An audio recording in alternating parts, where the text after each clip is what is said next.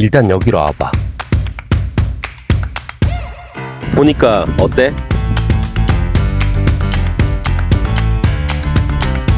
그냥 물어보고 싶은 게 있었어. 소중한 사람에게 진심을 담아 선물해 본 적 있어? 오늘은 어떤 한우 선물 세트로 진심을 전해야 좋을지 이야기해 볼게. 자, 안녕하세요. 박간의 정육점입니다. 저는 한우 선물 세트에 매우 관심이 많은 정육인이자 집에서 한우를 키우고 있는 영노 기자입니다. 오늘은 어떤 한우 선물 세트로 진심을 전해야 좋을지 이야기하려고 합니다. 몇 가지 큰 주제를 가지고 이야기할 텐데 궁금해할까봐 먼저 주제에 대해서 이야기해드리겠습니다. 주제는 포장 방식, 예산, 구성, 마무리 포장, 배송 총 5가지로 이야기해드릴 겁니다. 먼저 한우를 포장하는 방식으로 진공 포장 방식과 랩핑으로 마무리하는 노출형 포장 방식이 있습니다. 진공형 포장 방식은 한우의 맛을 장시간 유지시켜주고 배송 시 신선도를 그대로 유지시켜줄 수 있다는 아주 큰 장점이 있는 포장 방식입니다. 예전에는 정말 쓰이지 않았던 포장 방식인데 요즘에는 겉포장 방식이 고급스러워지면서 내부 포장은 신선도를 먼저 생각하는 게 유행하고 있습니다.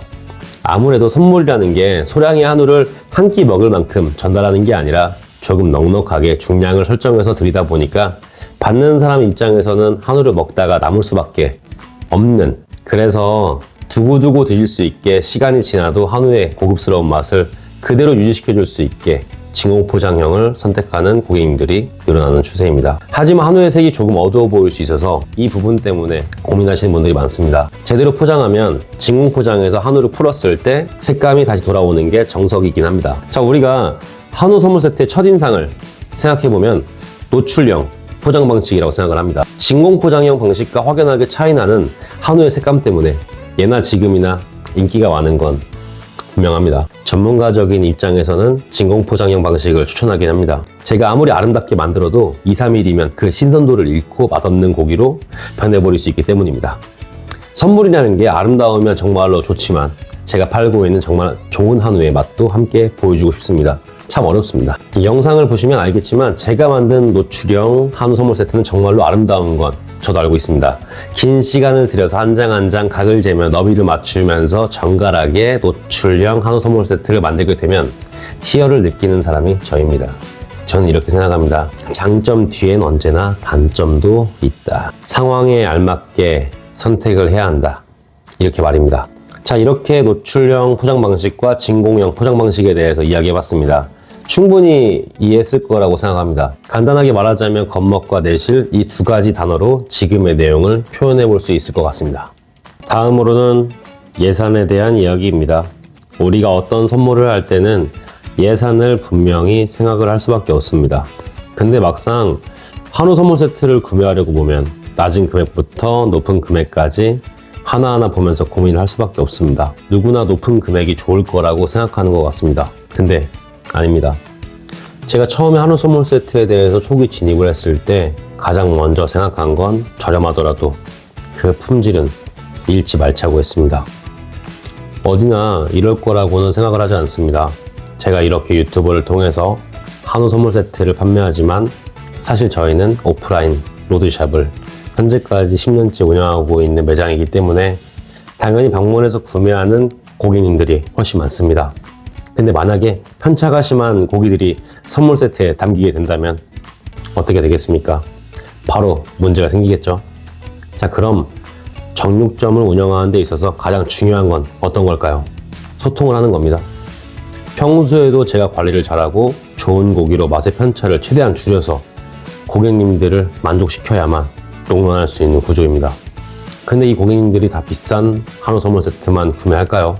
그런 건 아닙니다. 그러니까 모든 고객님들의 상황을 이해하고 편의성을 주기 위해선 다양한 금액대의 선물 세트를 준비해야 되는 게 맞습니다. 근데 제가 낮은 금액대의 선물 세트에 좋지 않은 고기로 세팅을 한다면 다시 나오지 않을까요? 근데 그런 실수는 이미 초기에 다 해봤습니다. 물론 높은 금액대에서는 고가의 부위로 세팅되는 건 맞지만 우리 매장에서 가장 저렴한 고기도 부드럽고 맛있습니다. 최소한 이래야 지역에서 맛집 타이틀을 가질 수 있지 않겠습니까? 지금 제가 이야기하고 있는 포인트는 무리하게 예산을 늘리기보단 내가 생각한 예산에서 가장 적절한 품목을 고르는 게 좋다는 것입니다. 어떤 선물 세트를 골라도 제가 최선을 다해서 만들어 드리겠습니다. 그럼 이제 한우 선물 세트 고르다 보면 구성에 대해서 또 많이 묻는 것 같아서 지금부터 이야기해 드리겠습니다. 앞전 이야기에서 편차가 적어야 한다는 내용을 언급했었는데 저는 이 편차를 최대한 줄이기 위해서 특수 부위 위주의 세팅을 하고 있습니다. 특수 부위라는 건 일반적으로 등심을 제외한 나머지를 말하는데 왜 특수 부위가 좋은지 아십니까? 한 마리에서 나오는 중량이 대체적으로 적기 때문입니다. 작업자가 컨트롤하기가 너무 좋습니다. 물론 이런 부위들도 신경을 안 쓰면 저품질로 가겠지만 조금만 신경 써도 품질을 유지할 수 있기 때문에 저는 특수 부위를 선호하고 특수 부위 위주로 구성을 짜고 있습니다. 그래서 우리는 선물 세트를 기획할 때 특수 부위 선물 세트와 등심 선물 세트를 따로 구성하고 있습니다. 특수 부위는 특수 부위대로 관리하고 있고 등심은 최대한 선별해서 선물 세트용과 일반 판매 분량으로 나눠서 효율적으로 관리하고 있습니다. 제가 특수 부위가 좋다고 말해서 등심이 안 좋은 게 아닙니다. 등심마저도 부분별로 분리해서 최대한 고객님들이 편차 없이 드실 수 있도록 최대한 신경 쓰고 있습니다. 그렇지만 여기저기 대형마트에서 등심 관련된 세일을 지속적으로 하다 보니까 등심에 대한 이미지가 저렴한 고기라는 편견이 있기 때문에 저는 금액을 조금 올려서 쓰는 분들에게는 등심을 제외한 특수 부위 세팅을 추천하고 있습니다.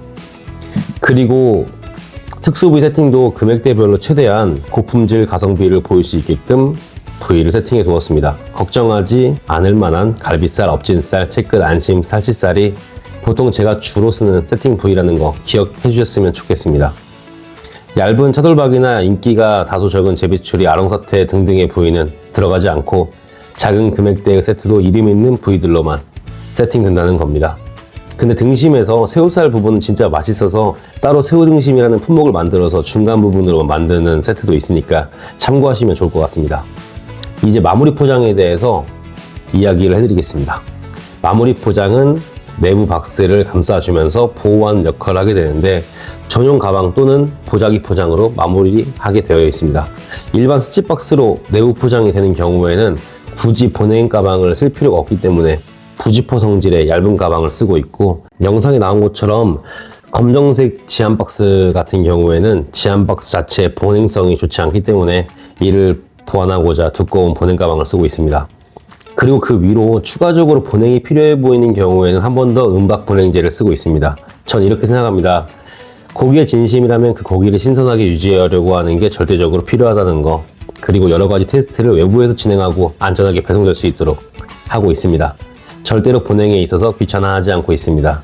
그리고 요즘에는 보자기 포장이 다시 유행하고 있어가지고 여러 가지 보자기를 서비스해드리고 있는데 내부 박스 위에 보자기를 씌우고 전용 가방으로 세팅한다고 생각하면 될 것 같습니다.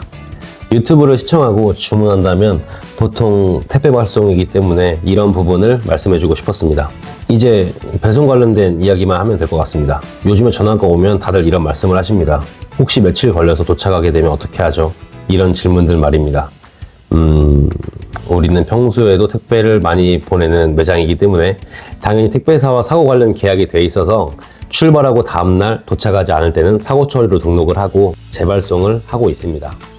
무조건 고객님들에게 피해를 주지 않으면서 제가 할 일들을 제대로 마무리하고 싶어서 택배사와 사고 처리 관련된 내용까지 합의한 상태입니다. 그리고 혹시 내가 이런 택배 사고에 걸리지 않을까 걱정할 수도 있는데 연중 사고 처리하는 경우는 손에 꼽힙니다. 거의 없다고 보시면 될 것 같습니다. 그러니까 걱정하지 않았으면 합니다. 오늘 이렇게 여러 가지로 이야기를 해봤습니다. 제가 이렇게 길게 말하는 것도 처음이고 이런 내용들을 자세하게 이야기해 본 것도 처음입니다. 저는 언제나 고객님들을 소중하게 생각하고 고객님들의 편에서는 아직은 이 일에 관련된 모든 것들을 사랑하는 사람이라고 기억해 주셨으면 좋겠습니다. 오늘도 제 영상을 시청해 주셔서 감사합니다. 영상이 유익했다면 구독과 좋아요, 댓글, 알림 설정 부탁드리겠습니다. 감사합니다.